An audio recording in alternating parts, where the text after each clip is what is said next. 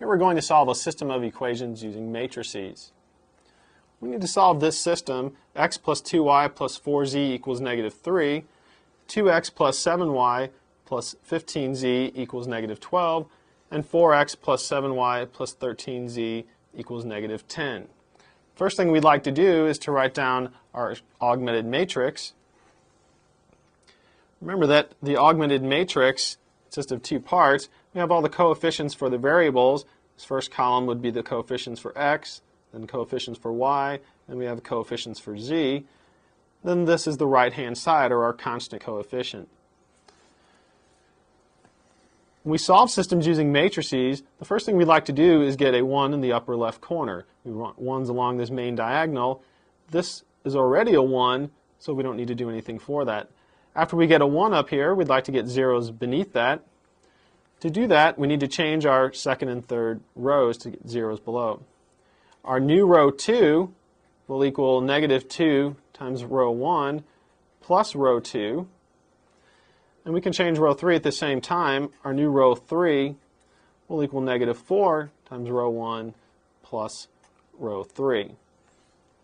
If we perform those operations, we'll get the following matrix. We haven't changed our first row, so we just rewrite that. Then we need to perform this operation to change our second row. We get negative 2 times 1 plus 2 is 0. Negative 2 times 2 plus 7 is 3. Negative 2 times 4 plus 15 will give us 7.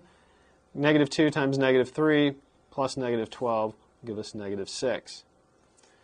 To get our new row 3, we perform this operation. We get negative 4 times 1 plus 4 is 0. Negative 4 times 2 plus 7 is negative 1. Negative 4 times 4 plus 13 is negative 3. Negative 4 times negative 3 plus negative 10 is 2. We're going to continue on another piece of paper. Here we've rewritten our last matrix. Remember, our goal is to now get a 1 in the row 2, column 2 position. We could do that by multiplying this second row by 1/3, but that will lead to some fractions. An easier way will be to switch the second and third rows and then multiply the second row by a negative. We can accomplish that by saying that our new row 2 is equal to negative row 3, and our new row 3 is equal to the old row 2. If we perform those operations, we'll get the following matrix. We did not change row 1, so that stays the same. Our new row 2 is the opposite of the old row 3, so 0 times negative 1 is still 0. Negative 1 times negative 1 is positive 1. Negative 3 times negative 1 is positive 3. And 2 times negative 1 is negative 2. We're saying that our new row 3 is the old row 2, so we just rewrite this row down here for row 3.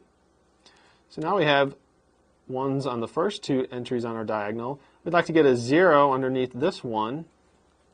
To do that, we're going to change row 3, and that's going to equal negative 3 times row 2 plus row 3. If we perform that operation, we get the following matrix. We did not change the first two rows, so we rewrite those. To get our new row 3, we take negative 3 times 0 plus 0 is 0. Negative 3 times 1 plus 3 is 0. Negative 3 times 3 plus 7 is negative 2. Negative 3 times negative 2 plus negative 6 is 0. The last thing we'd like to do here is to get a 1 in this 3, entry. To do that, we're going to multiply row 3 by negative 1/2. If we perform that operation, we get the following. We did not change the first two rows, so we rewrite them. If we multiply the third row by negative 1/2, 0 times negative 1/2 is 0. 0 times negative 1/2 is 0. Negative 2 times negative 1/2 gives us positive 1. And then 0 times negative 1/2 is again 0. Now we have our matrix in row echelon form. We can go ahead and solve the system using back substitution. This last row tells us that z is equal to 0. So we know the value for z. The second row gives us the equation y plus 3z equals negative 2. Since we know what the value of z is, we can plug that in, get y plus 3 times 0 equals negative 2. So y is equal to negative 2. We know z and y now. This first row in our matrix gives us the equation x plus 2y plus 4z equals negative 3. Plug in our values for y and z.